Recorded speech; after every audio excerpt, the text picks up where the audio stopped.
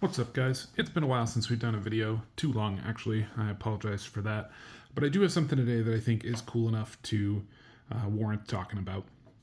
So, anyone in the card game space, and really people outside the card game space, even at this point, will know what Yu-Gi-Oh is. It'd be pretty tough, I think, in 2025 to mention Yu-Gi-Oh to someone and have them be like, I have no idea what that is.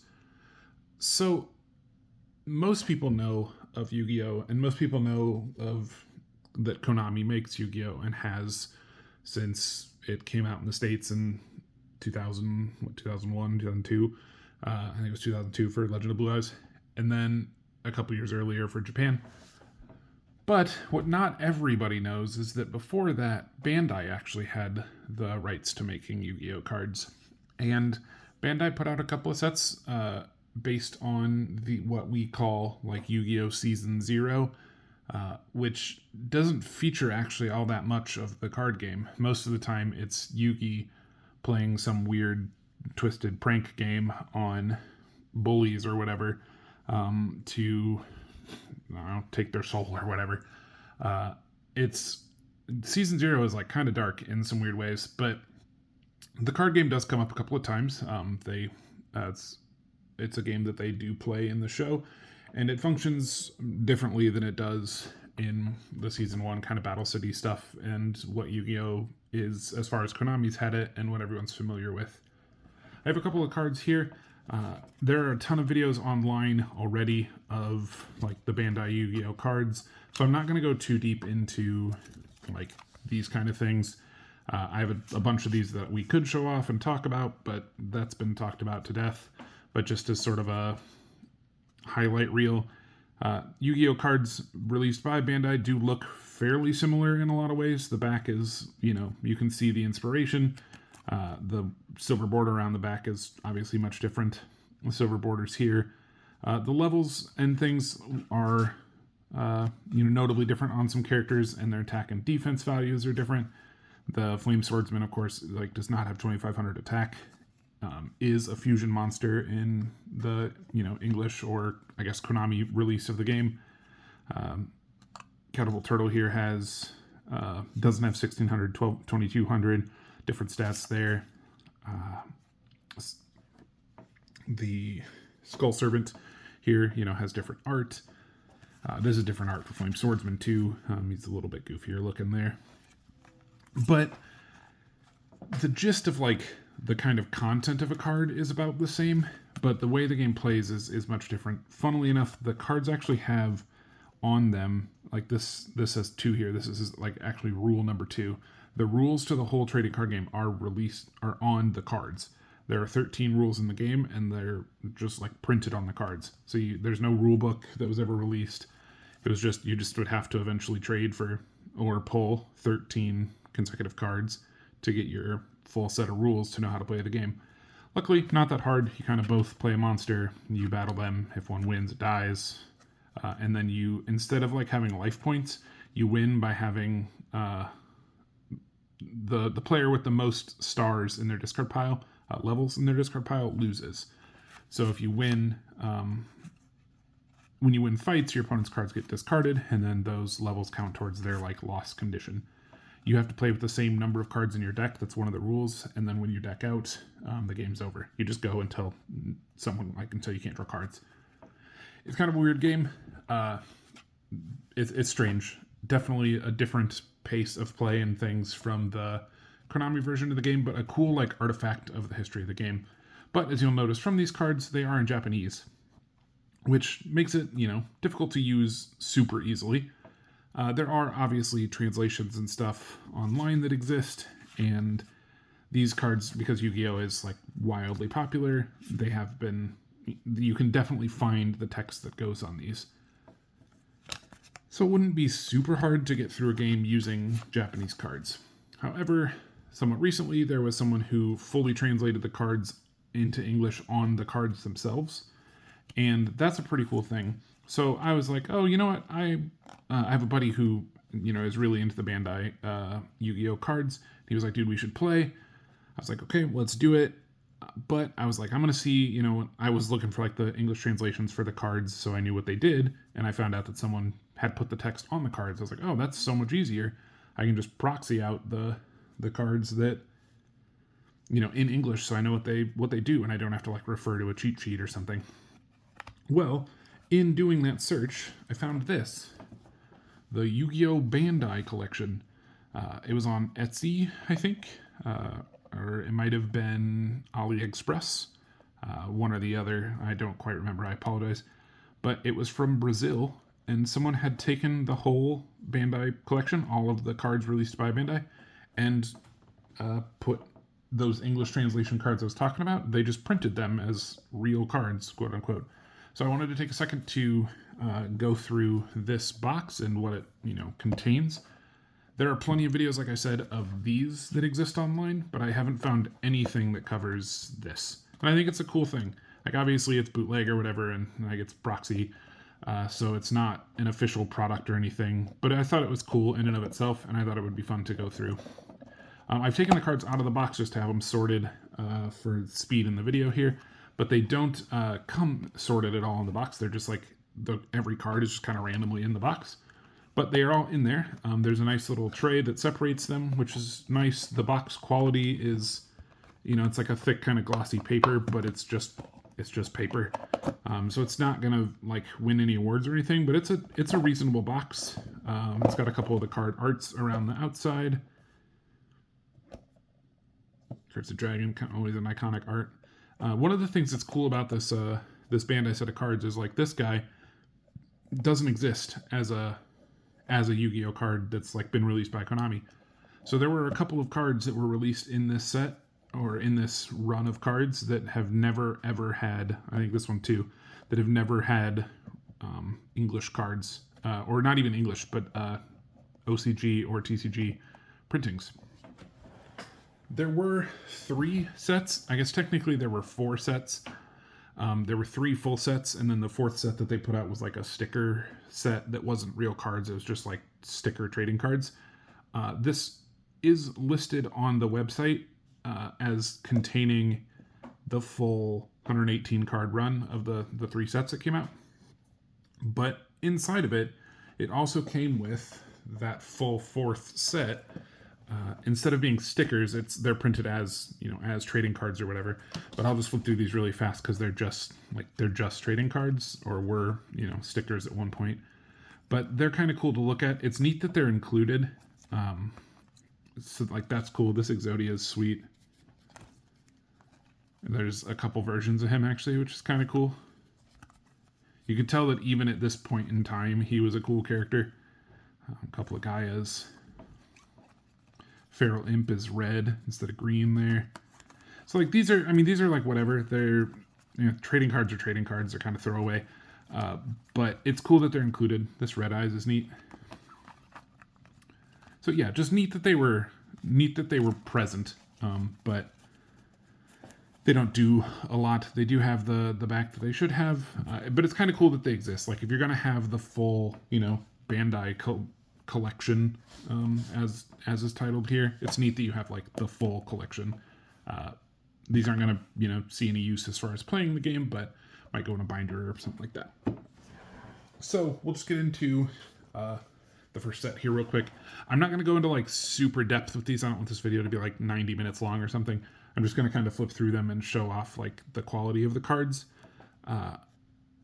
But we're already 9 minutes into this, so I'm going to just kind of go a little quick and see what we can get through.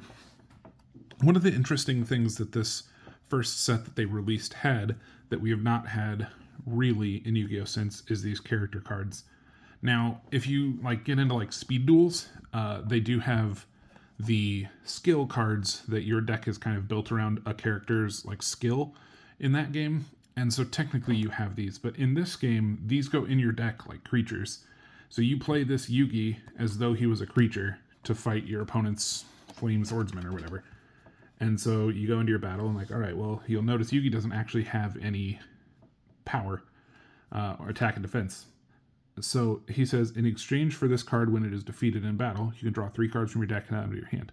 So Yugi is just like, all right, well, I'm just going to play him. He's going to auto lose. I'm going to take 6 stars worth of like lose points, which is a lot of points, but I get to draw 3 cards.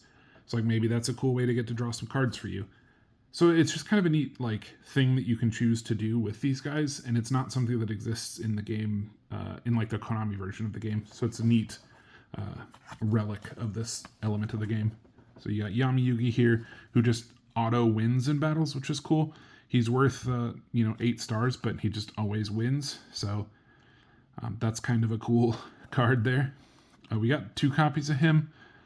There are a couple cards in this that for some reason there's like more than 1 copy of. That's whatever. I think they were just like manually added to like a print sheet and might have came out more than once. So when I first started going through the cards, I noticed there were a couple of duplicates. I was like, oh no, I wonder if I'm not going to get the full set.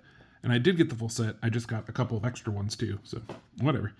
We got Joey here, who if it dies, the next card that I play has 500 extra attack and defense.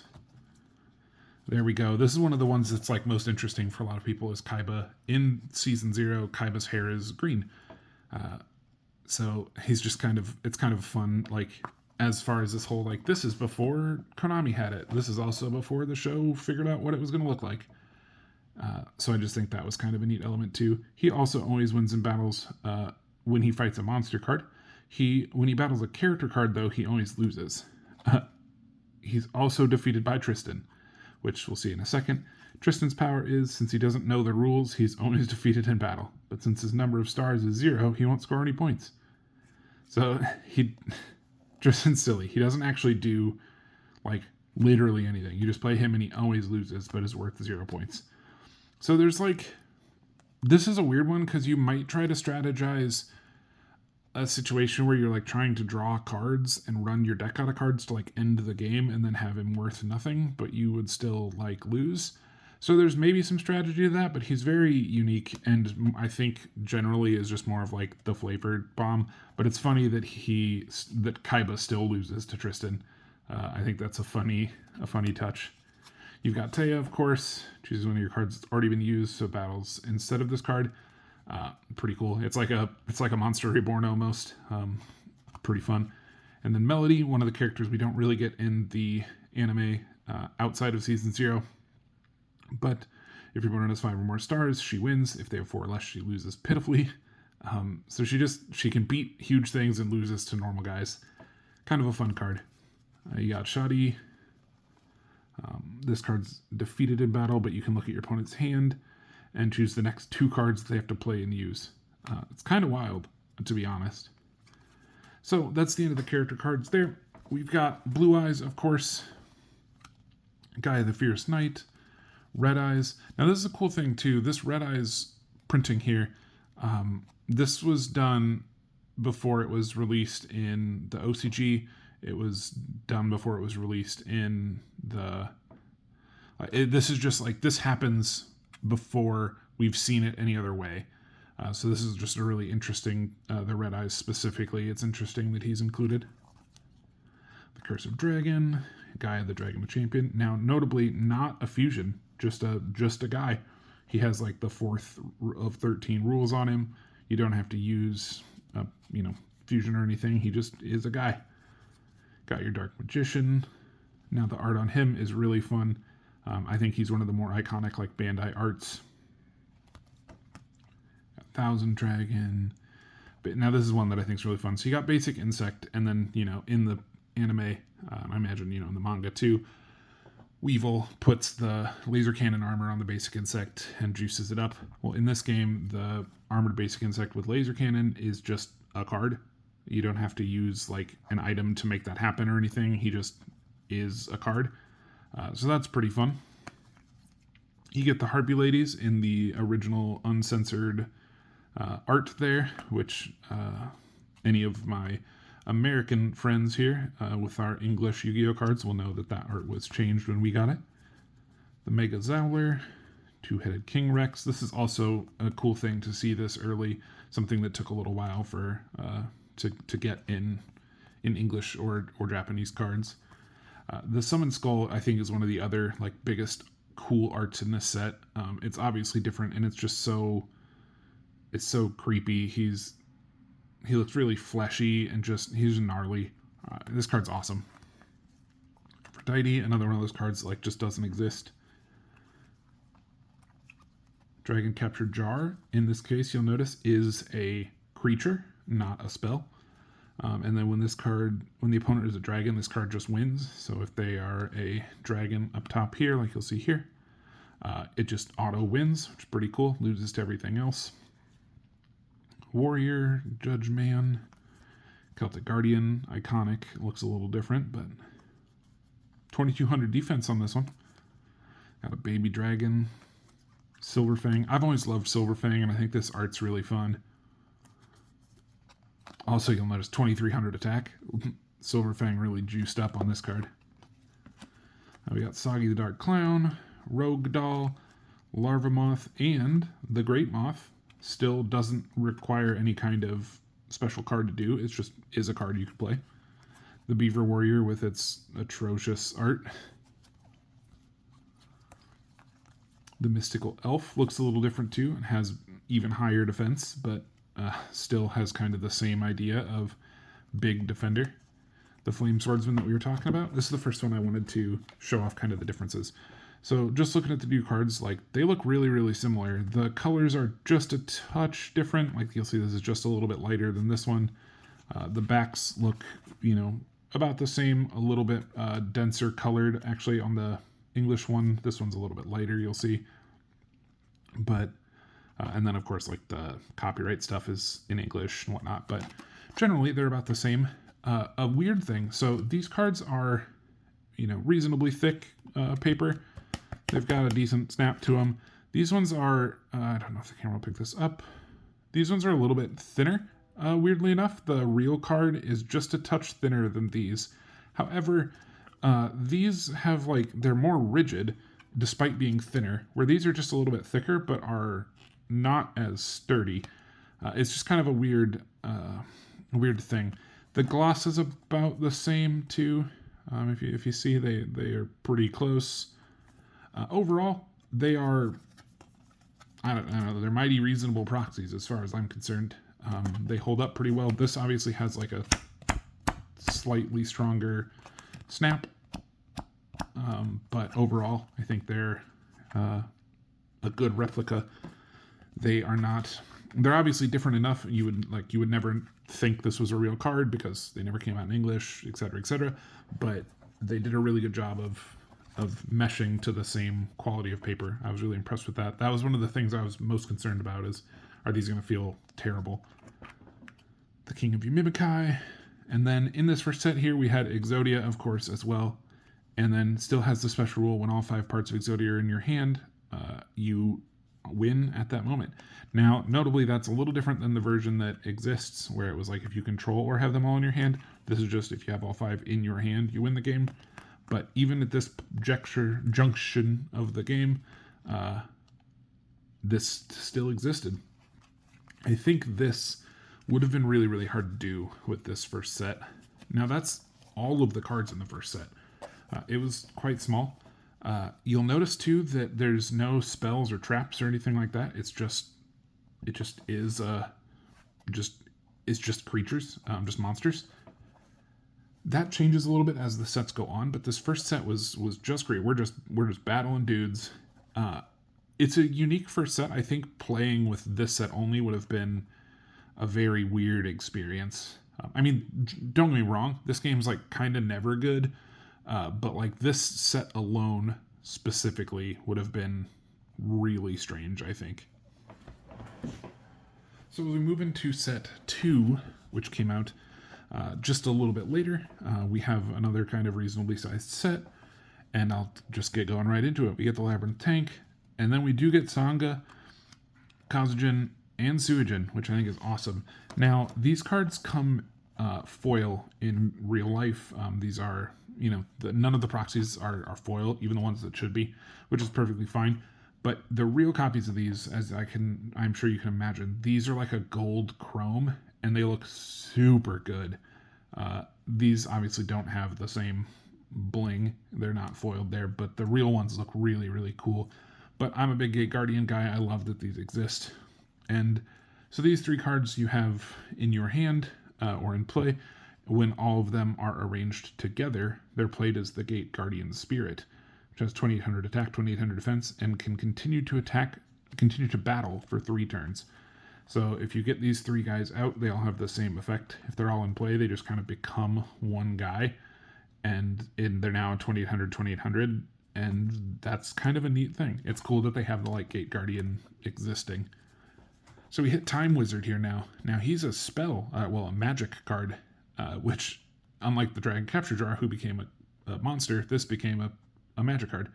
But you toss a coin, the opponent's monster is defeated. If the result's heads, the result's tails, your own monster is destroyed. So still kind of the same idea, but as a magic card. Our first magic card also. We have Polymerization. It unites monsters and fuses them. What? What does that effect do? What does this card do? Well, you'll find out in just a sec. So we have Black Skull Dragon here. Iconic. I love that he's like red in this. It's one of my favorite things about this set. Here you'll see is the Polymerization rule. So a special rule, you cannot use this card unless you have the cards Red Eyes Black Dragon, Summon Skull, and Polymerization. So if you've got those cards in play or in your hand, whatever, you can use this card, which normally just does nothing, to fuse into this. Kind of weird how that works. This card just doesn't have an effect. Other cards will reference, if you have it, use it. So that's kind of a strange thing. Weirdly enough, this is another card that we got 2 of. I'm okay with that because I love this card. We got Kunai with Chain. Trap card activates when your opponent declares an attack. The attacking enemy is captured, and afterwards this card becomes an equip card that raises attack strength plus 500. Still, very similar effect. Horde of the Unicorn gives power to a monster with 5 stars or less. So, yep, not too different, but cool art there. The Cyber Shield gets some extra attack and defense. 2 female-like card illustrations. That one's pretty funny to me. Elegant Egotist is still here. Looks awesome. Kind of the same art that it originally had, but still looks cool. Specific monster is made to multiplicate. And this is another card that does nothing unless a card tells you to use it. Pumpkin, the King of Ghosts. So this card's weird. Like, if you're just playing Yu-Gi-Oh! You played this card, you would probably think that when you play this card, you draw 5 cards. You don't. It doesn't do anything. That's just one of the rules. That's just telling you to draw 5 cards for your opening hand. Gaikiteno is still here. The Catapult Turtle. Another comparison to its English card, or its original card. You can see the contrast is like upped just a little bit, but still looks great. The Kairyu's Shin. The Metal Guardian. This card's really neat. Giant Soldier of Stone. Now you'll notice here too, he's a little different. He's brown instead of the gray that he normally is. Defense is a little different, but same kind of gimmick with this guy that he normally has, where his attack's low and his defense is high. Got the Axe Raider and the Battle Ox, who looks crazy. 2 Battle Oxes. Swamp Battle Guard. We don't get Lava Battle Guard in this set. We just get the Swamp one, funnily enough. Garuzis. The Shadow Ghoul is still here, and he still looks fucking awesome. Dragon Zombie. Sword Arm and Dragon. Crawling Dragon 2. Red Feral Imp, like we were talking about before. Kojikosi's art is really cool, too. Jellyfish, for whatever reason, is still here with a 2300 defense. The Battle Steer. Mammoth Graveyard also has really cool art. 2200 attack. Alright, so now we have the Harpy Lady 2. And there's where we get the effect for Elegant Egotist. When this card is played simultaneously with Elegant Egotist, it becomes an equipped card for Harpy Lady, increasing its attack and defense by 500. You get Harpy Lady 3. Battle Warrior, times 2. Armored Zombie. Torike. I don't know, I've never heard this guy's name said out loud. I wonder how that's pronounced. It's probably Torike. Killer Needle, some good LOB content there. Same with Clown Zombie, Dragon Piper, the Tiger Axe. That's a cool card. Horn Imp Watt Kid, and of course the Monster Reborn with that original Ankh art. Revive a defeated monster that was either an opponent or an ally. You can add it to your hand. So it doesn't just play the monster this time, it just puts it in your hand. Funnily enough, it can put one of your opponent's cards in your hand, which is a wild thing. But yeah, good old 90s spells. And that's the end of set 2. Now,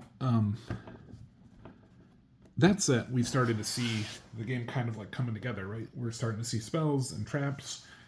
We're getting equipped spells. We're getting cards that like require other cards to do things. So it's like starting to become a game. And then we get set 3, which was much smaller. So we get Ryukishin, who, iconic guy, cool art. The Skull Servant here, Megamorph, plus 500, plus 300, Mushroom Man, Hitatsumi Giant. The guy that I played this game, or the guy that wants me to play this game with him, his name's Tyler. I've mentioned him on the channel before. He's been featured on the channel before as well. This is like his favorite guy, so it's really cool to see this dude present here. He looks fucking awesome too. Got the Wicked Worm Beast, who also looks crazy.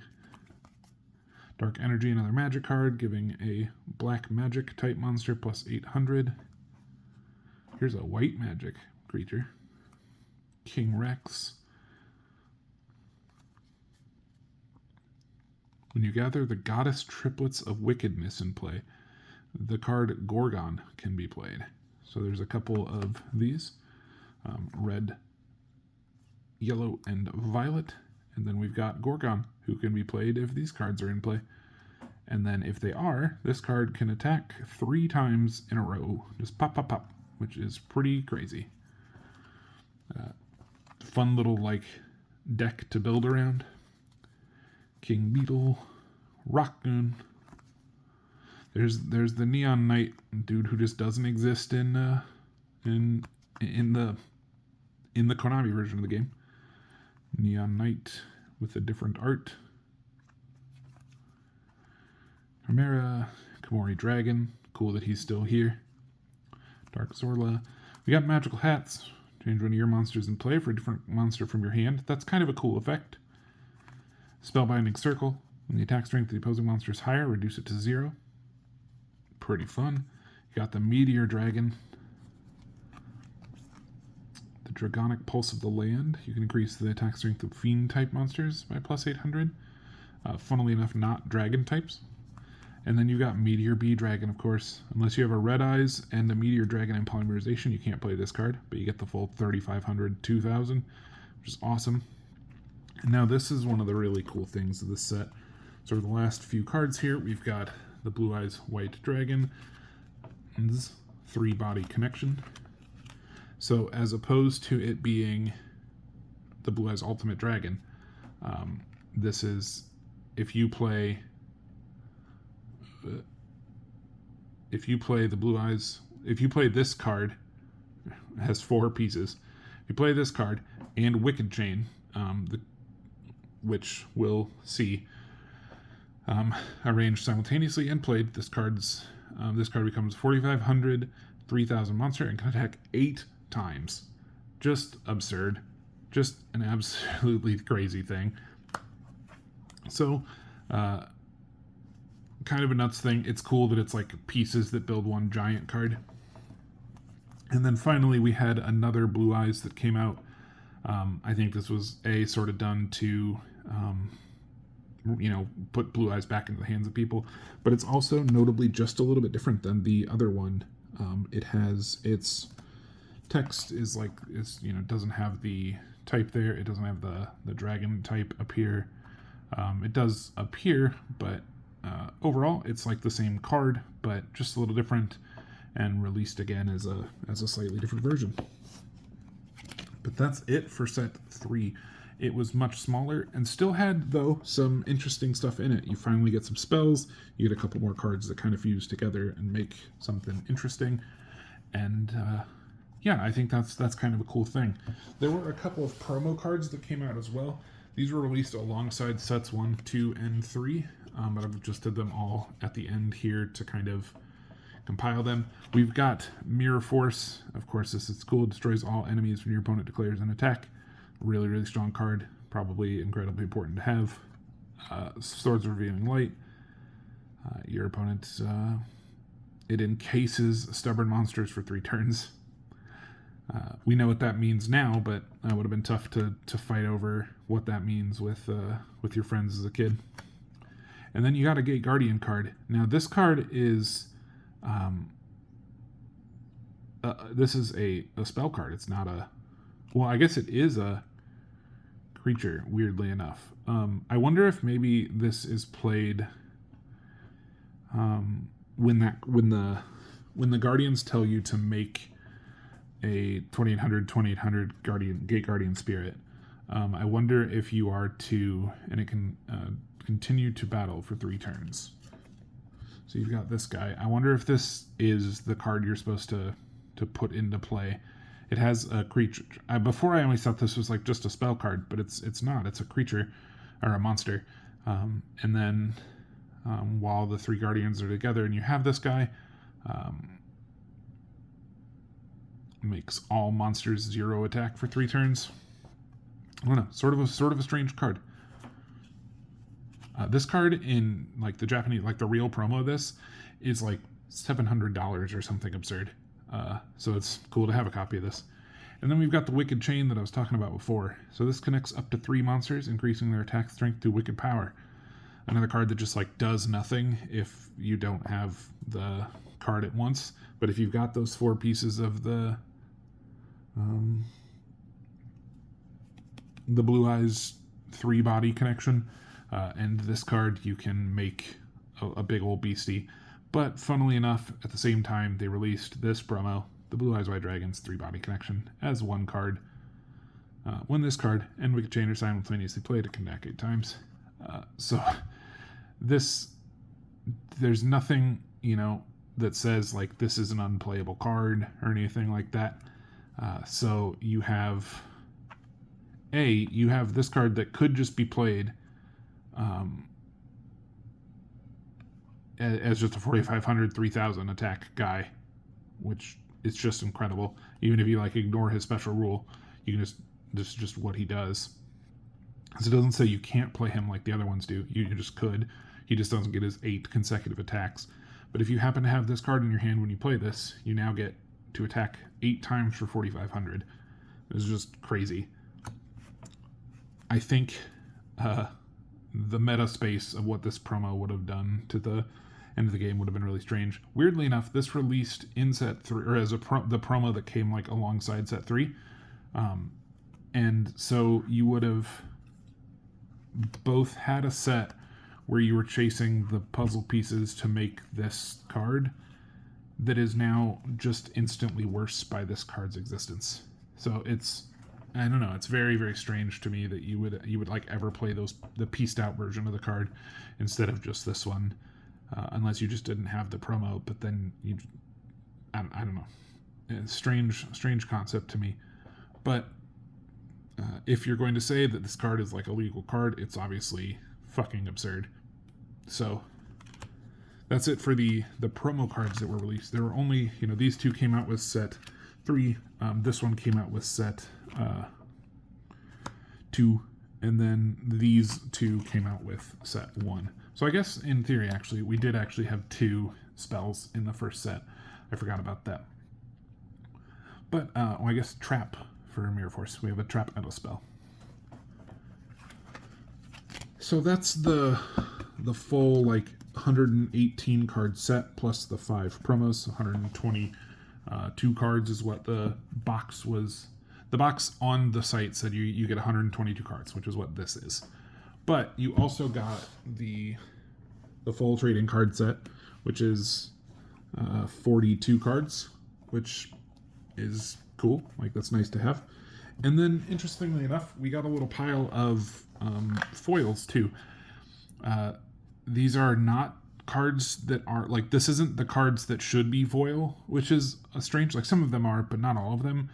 So it's they just randomly picked some cards to make them foil. So I'm curious if every box you bought had different foils, and maybe you could end up with tradable foils or whatever.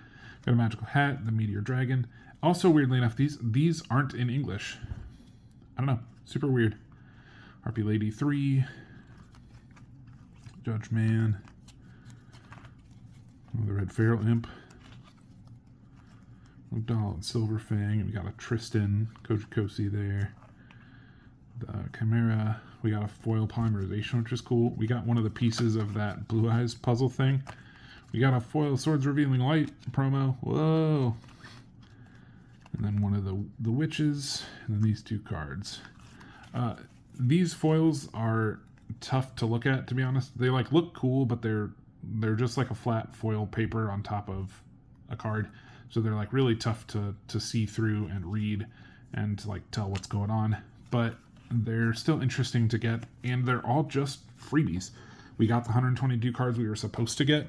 We got the 42 card bonus pile of trading cards, and you got the, what is this, 10 cards? 2, 3, 4, 5, 6, 7, 8, 9, 10, 11, 12, 13, 14, 15, 16, 17, 20 cards. There's 20 foils in here too. So you got the 122 cards you're supposed to get, the 42 card bonus trading card set, and then 20 foil cards. None of which is like advertised on the product. It was this, and it said 122 card set. And I was like, well, that's the number of cards that exist in the Bandai collection. So I'm going to grab it. Overall, I think this is a really cool thing. I'm super glad to have it. I think I'm actually going to buy one more of this so that I have like another box to build with in English. I think there's like some constructed stuff you could do. There's no rules that exist in the 13 card rule set for like how many copies of cards you can have. So we're going to play it as like singleton with like 25 or 30 card decks. Probably 25, I think, is the number we're actually going to go with. But because you just lose when the game's just over when you run out of cards, and there's not a lot of like deep depth, so it needs to be like quick, right? So I think we're going to go 25 cards. That seems to be what a lot of people do with the like very few people who play this version of the game. But it's a cool product. It was not super expensive. I thought it was very affordable for what I got. I was happy to pay it, and it's way, way cheaper than buying the Japanese cards. They used to be really, really cheap. But with COVID prices and stuff, they have like really blown up and haven't really come down. So they're kind of tough to purchase these days. But that's it. 37 minutes into this video. It's really long. I apologize. There's just a lot of cards to review. And I wanted to go over each of the different sets separately as opposed to just like flipping through the cards. Overall, I think this is sweet. I think if you are interested in this version of the game at all, having them in English is really fun. And they feel super good to hold, and they're super believable as far as cards go. Sleeving them, they would feel great. Anyway, maybe we'll get some deck profiles or something for some decks for this game in the future. Who knows? I say things all the time. I don't know if we'll ever get around them or not. Oh well, keep an eye out for any more videos coming in the future. If you watched this far into the video, thank you, and I'll see you next time.